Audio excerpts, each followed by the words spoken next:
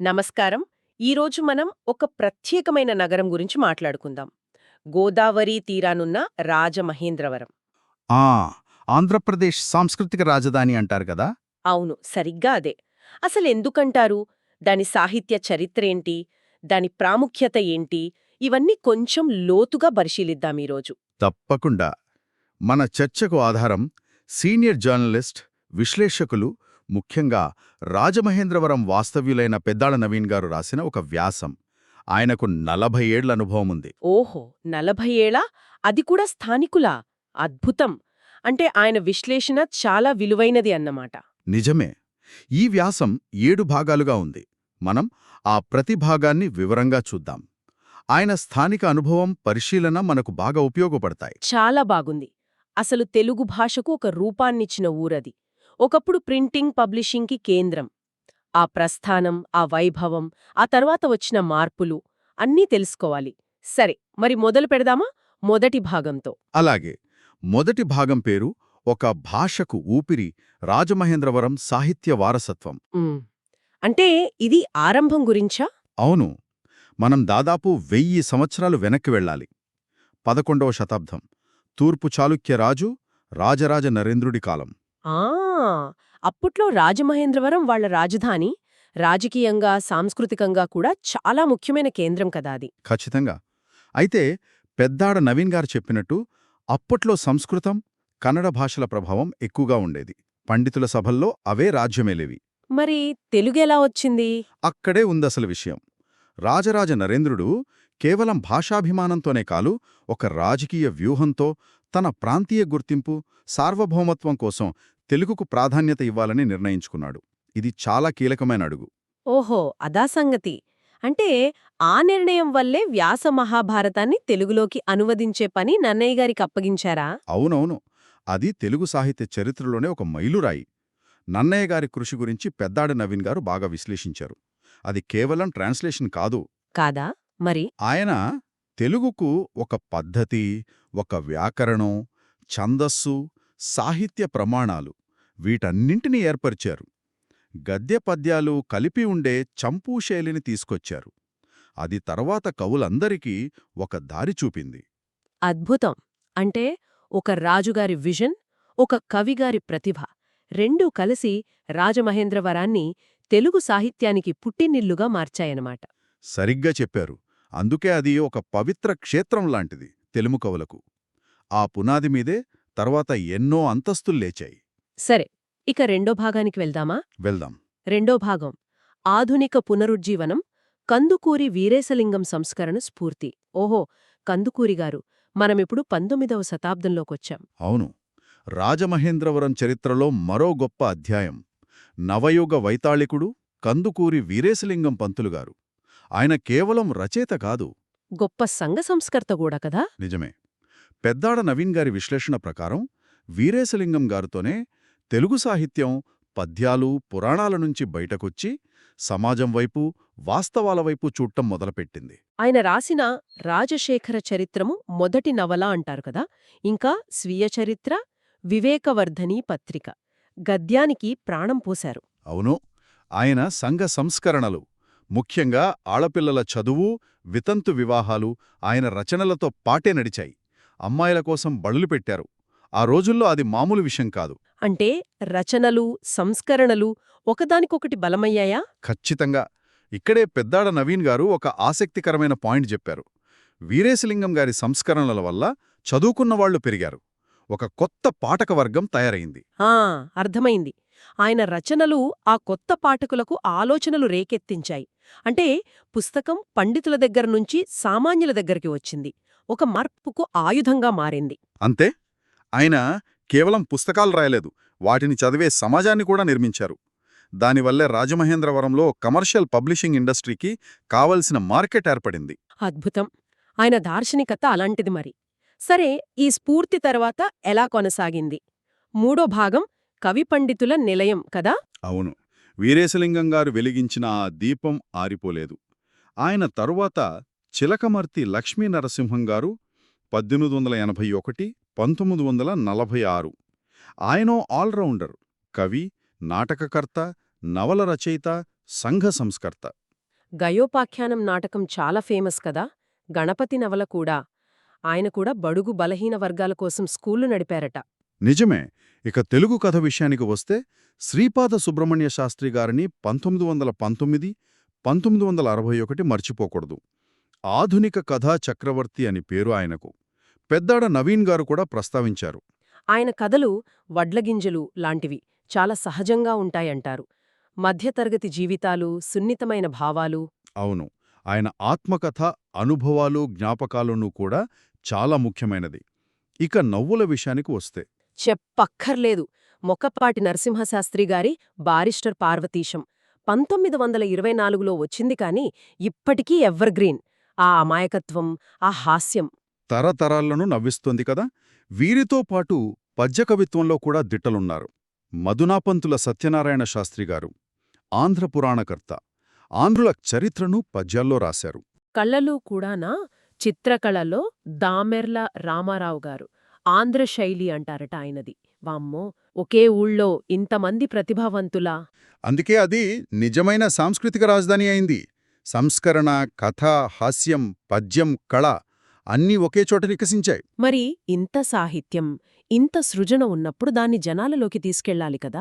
అప్పుడే ప్రచురణా రంగం వస్తుంది. 4వ భాగం అదేనా? అక్షరాల వ్యాప్తి, రాజమహేంద్రవరంలో ప్రచురణా రంగ చరిత్ర. అవును, తాళపత్రాల నుంచి అచ్చుయంత్రానికి మారడం పెద్ద మార్పు. కందుకూరులాంటి వాళ్లు తమ భావాలను వేగంగా పంచడానికి ప్రింటింగ్ ప్రెస్ను బాగా వాడుకున్నారు. చదువుకునేవాళ్లు పెరిగారు, పుస్తకాలకు, పత్రికలకు డిమాండ్ పెరిగింది. దాంతో ప్రెస్సులు కూడా పెరుగుంటాయి. నిజమే. పెద్దాడ నవీన్ గారి విశ్లేషణ ప్రకారం సామాజిక చైతన్యం, టెక్నాలజీ కలిసి అక్కడ పబ్లిషింగ్కి బలమైన పునాది వేశాయి. 20వ శతాబ్దం మధ్యానికి రాజమహేంద్రవరం తెలుగు పబ్లిషింగ్కి అడ్డాగా మారింది. ఎన్నో పబ్లిషింగ్ హౌజులొచ్చాయని విన్నాను. అవి కేవలం వ్యాపారం మాత్రమే కాదు, ఒక సాంస్కృతిక బాధ్యతగా తరతరాలుగా కుటుంబాలు నడిపినవి కూడా ఉన్నాయట. అందులో గొల్లపూడి వీరాస్వామి అండ్ సన్ 1926లో స్థాపన కథ చాలా ఇన్స్పైరింగ్. గొల్లపూడి వీరాస్వామి గారు మొదట రైళ్లల్లో ట్రంకు పెట్టెల్లో పుస్తకాలు అమ్మేవారట. అవులా? ఆ తర్వాత 1926లో భగవద్గీతకు తెలుగు వ్యాఖ్యానం ప్రింట్ చేసి సంస్థను మొదలుపెట్టారు.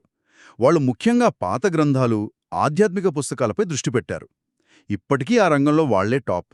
ఆ నిబద్ధత గొప్పది. గొల్లపూలివారితో పాటు అద్దేపల్లి ఎన్కో కూడా ఉంది. వాళ్లు ఆంధ్ర రచయితలు 1950 లాంటి పుస్తకాలు వేసి సాహిత్య చరిత్రను భద్రపరిచారు. అవును. ఇంకో విషయం చెప్పాలి. వెంకట్రామాయణకో వాళ్ల హెడ్ ఆఫీస్ ఏలూరు అయినా వాళ్ల తెలుగు తిథుల క్యాలెండర్ తెలియని తెలుగువారుండరు. అమ్మో నిజం, మా ఇంట్లో కూడా ఉండేది. అంటే ప్రింటెడ్ మాట ఎంత లూతుకు వెళ్ళిందో చెప్పడానికి ఇది మంచి ఉదాహరణ. ఖచ్చితంగా. వీటితో పాటు the Andhra book stall, Mohan publications లాంటివి కూడా చాలా కాలం సేవలందించాయి. మరి ఇంత వెలిగిన దీపం కాస్త మసకబరడానికి కారణమేంటి? అదే 5వ భాగం, ఒక నమూనా మార్పు, తెలుగు ప్రచురణ రంగంలో మారుతున్న దృశ్యం. ఎందుకలా జరిగింది? ఇది కొంచెం ఆలోచించాల్సిన విషయమే. కారణాలేంటి? పెద్దాడ నవీన్ గారు 2 రకాల కారణాలు చెప్పారు. Internal, external. ఇంటర్నల్ అంటే ఫ్యామిలీ బిజినెస్లు కదా. తరాలు మారేసరికి కొన్ని సమస్యలు, కొత్తగా వచ్చే కార్పొరేట్ కంపెనీలతో పోటీ పడటానికి కావలసినంత పెట్టుబడి, విస్తరించే శక్తి లేకపోవడం. మరి బయటనుంచి టెక్నాలజీ మారిందా? అదే ముఖ్యం. ఆఫ్సెట్ ప్రింటింగ్, డిజిటలైజేషన్ వచ్చాయి. పాత ప్రెస్సులు వీటికి మారాలంటే చాలా ఖర్చు, కొత్త స్కిల్స్ కావాలి. ఇంకోవైపు జనం టేస్ట్ మారింది. అంటే పాత సాహిత్యం, క్లాసిక్స్ కన్నా తేలిగ్గా చదివే నవలలు, పాపులర్ పుస్తకాలకు డిమాండ్ పెరిగింది. ఈ మార్పులను కొన్ని పాత సంస్థలు అందుకోలేకపోయాయి. ఈ టైంలోనే విజయవాడ తెరపైకి వచ్చిందా? పుస్తకాలను రాష్ట్రమంతా పంపించాలంటే మంచి ట్రాన్స్పోర్ట్ ఉండాలి కదా. అవును, విజయవాడకు అదే ప్లస్ అయింది. రాజమహేంద్రవరం బలం దాని కల్చర్, హిస్టరీ. విజయవాడ బలం దాని బిజినెస్, పాలిటిక్స్, లొకేషన్. అది స్టేట్కి సెంటర్లో ఉంది, పెద్ద రైల్వే జంక్షన్. అంటే డిస్ట్రిబ్యూషన్కి చాలా ఈజీ అన్నమాట. సరిగ్గా. పుస్తకాలను అన్ని మూలలకు పంపించడానికి విజయవాడ ఐడియల్ ప్లేస్ అయింది. ఆర్థికంగా కూడా విజయవాడ చాలా diversified. Trading, industry, IT, education, health. Rajamahendravaram economy ఎక్కువగా అగ్రికల్చర్, లోకల్ ట్రేడ్ మీద ఆధారపడింది గదా. అవును. విజయవాడలోని ఆ ఎకనామిక్ స్ట్రెంగ్త్ కొత్త ఇన్వెస్ట్మెంట్లను, టాలెంట్ను ఆకర్షించింది. దాంతో పెద్ద ఎత్తున పుస్తకాలు ప్రింట్ చేసి మార్కెట్ చేసే మాస్ పబ్లిషింగ్కి విజయవాడ అనుకూలంగా మారింది. పెద్దాడ నవీన్ గారు చెప్పినట్లు 20వ శతాబ్దం చివరకు వచ్చేసరికి పబ్లిషింగ్లో విజయవాడ రాజమండ్రిని దాటేసింది. ఓ, అంటే ఇది కేవలం పబ్లిషింగ్ మార్పు కాదు, ఒక ప్రాంతీయ ఆర్థిక వ్యవస్థ నుంచి రాష్ట్రస్థాయి ఆర్థిక వ్యవస్థకు మారడం లాంటిదా? ఒక రకంగా అంతే. సరే, మరిప్పుడు రాజమండ్రి పరిస్థితి ఏంటి? 6వ భాగం ప్రస్తుత పరిస్థితి, భవిష్యత్తు అవకాశాలు. అవును, ప్రస్తుతం ఎలా ఉంది అక్కడ? ఇంకా పబ్లిషింగ్ హౌజులున్నాయా? పెద్దాడ నవీన్ గారి పరిశీలన ప్రకారం గొల్లపూడి లాంటి కొన్ని లెగసీ సంస్థలు ఇంకా ఉన్నాయి. వాళ్ల స్పెషాలిటీని, అంటే ప్రాచీన గ్రంథాలు, ఆధ్యాత్మిక పుస్తకాల ముద్రణలో వాళ్ల స్టాండర్డ్ని కాపాడుకుంటూ నడుస్తున్నాయి. అది నిజంగా గొప్ప విషయం. కానీ చాలా సంస్థలు ఇప్పుడు పబ్లిషర్స్గా కాకుండా బుక్ స్టాల్స్, బుక్ సెంటర్స్లా మారాయని రాశారు. అంటే షాపులు పెట్టుకున్నారా? అలాగని చెప్పచ్చు. అంటే పూర్తిగా పబ్లిషింగ్ మానేశారని కాదు, కానీ వాళ్ల ఫోకస్ ప్రింటింగ్ నుంచి అమ్మకం, రీటైల్, డిస్ట్రిబ్యూషన్ వైపు మారింది. మార్కెట్కి తగ్గట్టు వాళ్లూ మారారన్నమాట. మరి భవిష్యత్తేంటి? రాజమహేంద్రవరం మళ్లీ పాత రోజులను చూడగలదా? దాని అసలు బలం దాని కల్చరల్ హెరిటేజ్ కదా? అదే కీలకమైన ప్రశ్న. పెద్దాడ నవీన్ గారు దీని గురించి ఆశాజనకంగానే రాశారు. మాస్ మార్కెట్లో పోటీ పడటం కష్టం కావచ్చు, కానీ రాజమహేంద్రవరం తనకున్న యునీక్ స్ట్రెంగ్త్ను వాడుకుని కొన్ని నీష్ మార్కెట్స్పై ఫోకస్ చేయొచ్చు. నీష్ మార్కెట్స్ అంటే ఎలాంటివి? ఉదాహరణకు, ప్రామాణికమైన పాత గ్రంథాల రీప్రింట్లు, లోతైన సాహిత్య విమర్శ పుస్తకాలు, historical research works, quality spiritual books ఇలాంటివి. వీటికి పెద్ద లాజిస్టిక్స్ కన్నా పుస్తకం యొక్క ఒథెంటిసిటీ, దాని వెనుకున్న వారసత్వానికి ఎక్కువ విలువ. ఆ బలం రాజమహేంద్రవరానికి ఉంది. హాహా, ఇది మంచి ఆలోచన. అంటే అందరూ చేసే పని కాకుండా ప్రత్యేకమైన, విలువైన వాటిపై దృష్టి పెట్టాలన్నమాట. బాగుంది. ఇక చివరి భాగం 7వది, ఒక శాశ్వత వారసత్వం. ముగింపు ఎలా ఇచ్చారు?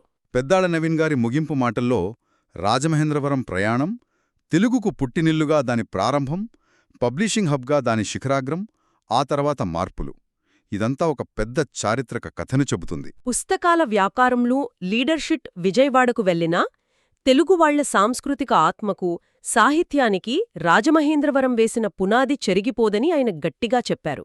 అవును, వ్యాపార కేంద్రాలు మారచ్చు, ఆర్థిక లెక్కలు మారచ్చు, కాని ఒక జాతి మూలాలు, ఒక భాషకు ఊపిరిపోసిన నేల ప్రాధాన్యత ఎప్పటికీ ఉంటుంది.